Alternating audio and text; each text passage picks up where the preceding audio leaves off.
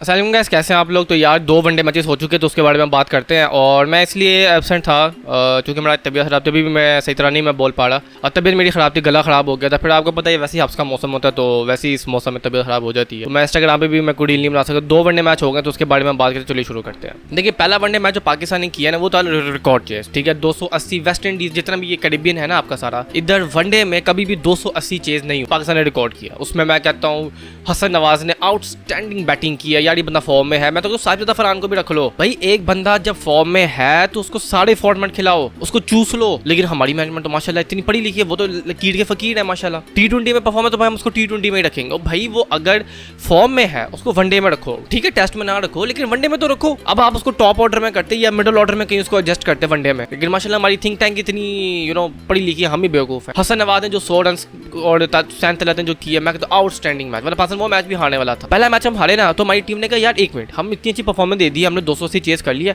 अगला मैच हम हारेंगे। सारी बात है पाकिस्तान को तेजाबियत ना हो जाए इतनी अच्छी हमारी परफॉर्मेंस देके। वही हुआ, अगले मैच में हमने हक दिया, एक जगह से गोबर उठा के हम अपने मुंह पे माला हमने। पहला मैच हमने इतना आउटस्टैंडिंग खेला। अच्छा, इस पूरे में दोनों चीज मैं आपको बता दूं, दोनों मैच में हमारी बॉलिंग फ्लॉप हुई है। बहुत से लोग कहेंगे जी बाबर ने ये किया, शाहीन ने वो, नसीम ने वो, रिजवान ने, सलमान अली। मैं कहूँगा हमारी बॉलिंग खराब हुई है, हमारी बॉलिंग नहीं चली। जो पहला वनडे मैच था 225 की वो पिच थी, 225-30 की पिच थी, उसमें भी हमने 280 किया। वो भी शुक्र अदा करो आखिरी ओवर में नसीम शाह ने 2 विकेटें ले ली थी, वरना 300 प्लस जा रहे थे सर। ये तो एंड पे आके हमने 2-3 विकेटें ले लिया, वरना 230 की पिच पे हम 300। और यही हो रहा है भाई पिछले 2-3 सालों से। लोग बाबर को कहते हैं, लोग हमारी बैटिंग नहीं चल रही, बाबर रन नहीं कर रहा, फलाना नहीं। भाई आप जब 220 की पिच पे 320 खाओगे, जिधर बाकी टीम है आखिरी 10 ओवर में 50-60 दे रही होती हैं, आप 150-60 खा रहे होते हो, तो कहाँ से आपने जीतना? आपने सारा मोराल तो दूसरी टीम को दे दिया, तो आपने क्या खाक जीतोगे आप 200। आप देखें हमारी बॉलिंग फ्लॉप हो रही है, लेकिन नसीम भी बचा रहा चूंकि वो क्यूट है भाई। उसकी फिटनेस देखो, 22 साल का वो है और ऐसा लगता है कि वो 7 महीने की प्रेग्नेंट हो रहा था। वो शाहीन साहब का घुटना इंजरी है, वो घुटना लेके बैठे हुए हैं। वो हारिस रऊफ टेपी है, वो सिर्फ उसको ऑस्ट्रेलिया साउथ अफ्रीका ले जाओ बस। वो सिर्फ पिच का बॉलर है, वो वैसे कोई बॉलर नहीं है वो। बाकी हमारी होम्योपैथिक हमारे बॉलर हैं ये सारे के सारे। पहला वनडे मैच भी 220 की विकेट थी, 280 खा के बैठे हुए थे हम। तो क्या हमने करना, जो शुक्र अदा करे अच्छी परफॉर्मेंस हमने दे दी थी। मिडिल ओवर्स में रिजवान और बाबर ने रन कर लिए थे और बाद में आके जो हसन नवाज ने किया मतलब तो आउटस्टैंडिंग है। अब जैसे हसन नवाज फॉर्म में है, वो T20 से फॉर्म में, आप इसको वनडे में भी रखे, तो ऐसे यार साजिद फरहान को भी रख लेते यार, उसको कहीं एडजस्ट कर लेते।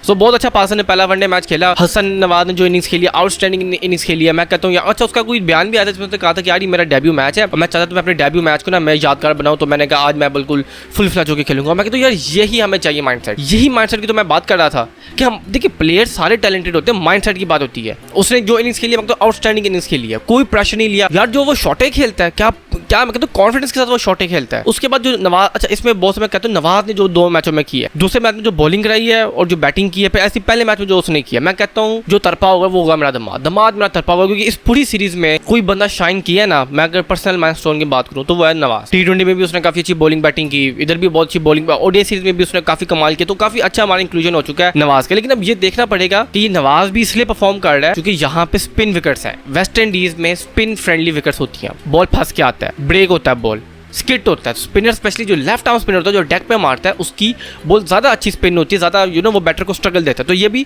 कंडीशंस को देखना पड़ता है भाई। ये नहीं कि नवाज ने अच्छी परफॉर्मेंस दे दी उसको सारी जगह डोलो, कंडीशन देखनी होती है कि भाई ये स्पिन कंडीशंस है, स्पिनिंग कंडीशंस के ऊपर नवाज ने परफॉर्म किया, जो कि एक अच्छी बात है। अनलाइक साइम अयूब और सलमान, मुझे समझ नहीं आती जैसे ये दूसरे वनडे में हुआ है। अब दूसरे वनडे में पाकिस्तान स्ट्रगल कर रहा था क्योंकि यार ये बॉलिंग विकेट्स है। अब आप वेस्ट इंडीज को देखें, 170 पे हमारे 7 आउट हो चुके थे। एक तो पता नहीं मुझे बात समझ नहीं आ रही, 4 दफा बारिशें हुई है। बारिश होती है 2 ओवर खेलते फिर वापस आ जाते हैं, फिर बारिश होती है फिर 2 ओवर खेलते फिर वापस आ जाते हैं, फिर बारिश होती है फिर 2 ओवर खेलते फिर वापस आ जाते हैं। तो टेंपो टूट रहा था। जैसे पाकिस्तान मारने को जाता था उस ओवर में बारिश हो जाया करती थी। 2 से 3 दफा ये हुआ है कि जिस ओवर में पाकिस्तान ने हिटिंग की है उसी ओवर में बारिश हुई है। जिस ओवर में आप टेंपो सेट करते हैं, जिस ओवर में आप एक्सेलरेट करते हैं, उस ओवर में जब बारिश हो जाती है, आप ओवर पार के तो चलो वापस चलो, तो टेंपो तो टूट गया आपका। जो पहला मैच हुआ था पाकिस्तान टॉस जीत के क्यों बॉलिंग ली? क्योंकि ओवरकास्ट कंडीशन थी भाई, बारिश हो रही थी। तो चलो पहले मैच में बारिश नहीं हुई, दूसरे मैच में बारिश की पेशगोई थी। उनको पता था कि भाई टॉस जीत के बॉलिंग करनी है, ठीक है, इधर बारिश होनी है, डक वर्सेस लूज, पहली टीम जो भी करेगी कि डक वर्सेस लूज पे हमने जो है ना बस मैच करना वो हो जाना। वही हुआ चूंकि हमें पता नहीं था, जाहिर बात है बारिश का तो पता नहीं था उसने कब आना है, तो हम अपना चल रहे थे, ठीक है। अब ये प्लानिंग भी नहीं थी हमारी। दूसरी मुझे बात समझ नहीं आई, जब पहली दफा बारिश हो गई थी, तो जब पहली दफा बारिश हुई तकरीबन 20 से 25 मिनट गेम रुकी थी। उसके बाद जो मिडिल ऑर्डर बैटर्स थे, स्पेशली सलमान अली आगा और रिजवान जब खेल रहे थे, तो मेरा सवाल है कि उन्होंने तेज क्यों नहीं खेला? जब आपको पता था, जब पहली बारिश पे ओवर डिडक्ट नहीं हुए, पहली बारिश पे ओवर की कैंसिलेशन नहीं हुई,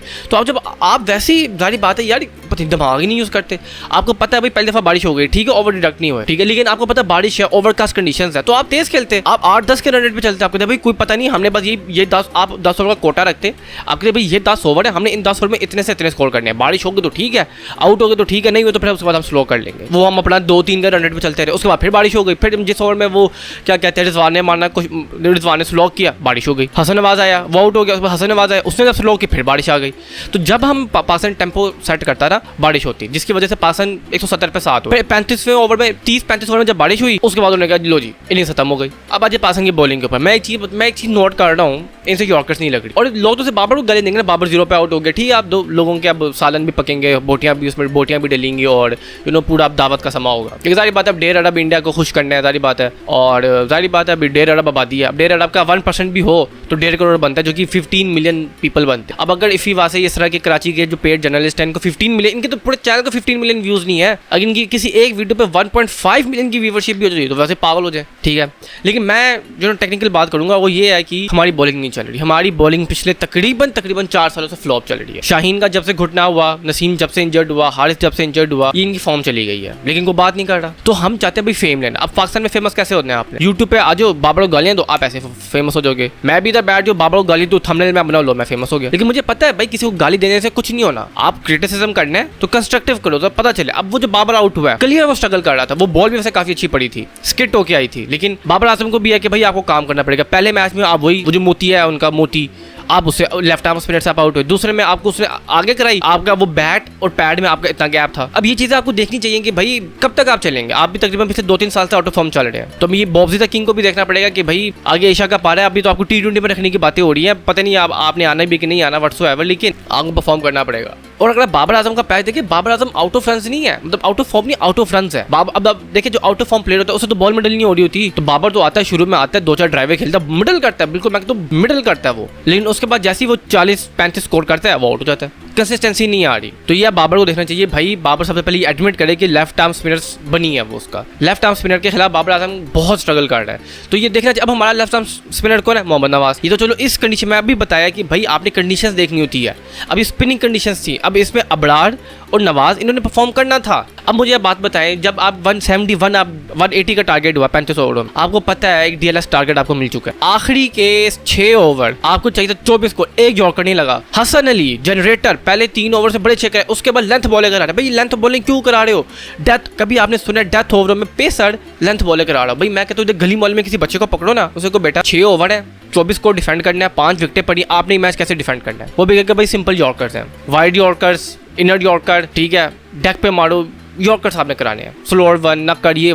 हम क्या करें, 135 की फुल पेस जो हमारी निकल रही है, हमारी प्रीमियम पेस, हमारा प्रीमियम फास्ट बॉलर जो है शाहिनशाह अफरीदी, उसकी प्रीमियम पेस है 135 पे सर वो लेंथ बॉलर करा रहा है, और वो जो है वो जस्टिन ग्रीव है, वो बॉलर है, वो ऐसे रगड़ के छक्के मारे हमारे प्रीमियम पेसर को। ये पिच का इस्तेमाल वेस्ट इंडीज बॉलर्स ने काफी अच्छा किया, हम 170 पे फड़का दिया। पाकिस्तान ने भी 47 पे को 3-4 आउट कर लिए थे, उसके बाद सब ने आके मारा। शे होब, उनकी तो बैटिंग की 3 के बाद शुरू होती है, शुरू होले तो वैसे ही टुल्लड़ होते हैं उनके। वेस्ट इंडीज की बैटिंग की पहले 3 के बाद शुरू होती है, शे होब, रदरफर्ड, रोस्टन चेज, ये तो 3 प्लेयर है उनके, और इन्होंने ये में मारा है। हमारे प्रीमियम पेसर, हमारी प्रीमियम अटैक को जिस तरह मार पड़ी है ना सर, वो देखने वाली मार थी। और आखिरी के 6 ओवर में सर एक यॉर्कर नहीं लगा, ये है हमारा प्रीमियम फास्ट बॉलर। भाई ठीक है बैटिंग फ्लॉप हो गई, तो बॉलर्स ने भी तो करना है ना, कि बॉलर भी कहते हैं भाई ठीक है जी अब तो बैटिंग में फ्लॉप होगी तो हम भी फ्लॉप होंगे, हमसे भी कोई उम्मीद ना लगाना। एक यॉर्कर नहीं लगा, और ये मैं काफ़ी टाइम से नोट कर रहा हूँ, तकरीबन 2-3 सालों से मैं नोट कर रहा हूँ, हमारे प्रीमियम अटैक से यॉर्कर्स नहीं लग रहे। T20 यार ये 4-4 ओवर के बॉलर्स हैं, इनसे T20 में यॉर्कर नहीं लगता, इनसे को भाई ये बॉल पकड़ो,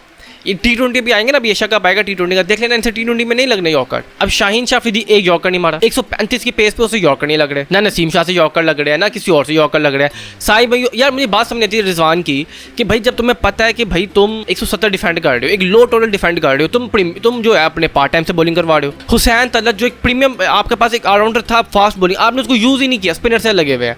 भाई जब आपको पता है कि अबरार और नवाज लगे हुए तो आप उनसे ओवर करवाते, वो आपने अच्छा किया। आपने जब देख लिया था था कि साइम अयूब और सलमान अली आगा सर 3 ओवर में 33 खा के बैठा हुआ था। जब आपको पता था कि आपका ये, और साइम अयूब भी मैं आज तक 3 ओवर में 25-28 स्कोर उसने खाए हैं, आपने पहले ओवर में देख लिया था कि भाई इनसे नहीं हो रहा, तो आपने क्यों उनको ओवर दिया? आप अपने प्रीमियम पेसर्स को लगाते। तो मुझे तो अभी तक हैरानी हो रही है, मैं तो अभी तक इस बात को हजम नहीं कर पा रहा। एक जॉकर नहीं मारा आखिरी के 5-6 ओवर में, जो डेथ ओवर थे पाकिस्तान के, जब वेस्ट इंडीज चढ़ा हुआ था 25-28 स्कोर करने थे, एक जॉकर नहीं लगा हमसे, एक जॉकर की अटेम्प्ट भी नहीं की। शाहिन शाह अफरीदी टांगों पे, वाइट साइड ऑफ स्टंप आगे टांगों पे मारी जा रहा है, वो फ्लिकों पे फ्लिकें मारी जा रहे हैं। शाहिन शाह अफरीदी को बता दे भाई, टांगों के अलावा भी बॉलिंग होती है, टांगों पे नहीं करानी होती। और फिर रिजवान को भी जब पता था कि भाई ये टांगों का बॉलर, तो आप सारी लेग पे फील्ड कर लेते, सारी लेग स्लिप लगा लेते आपने सारी ऑफ स्लिप्स लगाई हुई है। शाहीन टांगों पे बॉलिंग करा रहे, वो टांगों पे चौके खा के सारा मैच उसने खराब कर दिया। सो वेस्ट इंडीज़ को मुबारक हो, 6 साल बाद वो पाकिस्तान से एक वनडे मैच जीता है। लास्ट वो 2019 में जीते थे, वो जो वर्ल्ड कप में हुआ था नॉटिंघम में। तो अच्छी बात है, वेस्ट इंडीज़ 9th नंबर पर आ चुका है अब।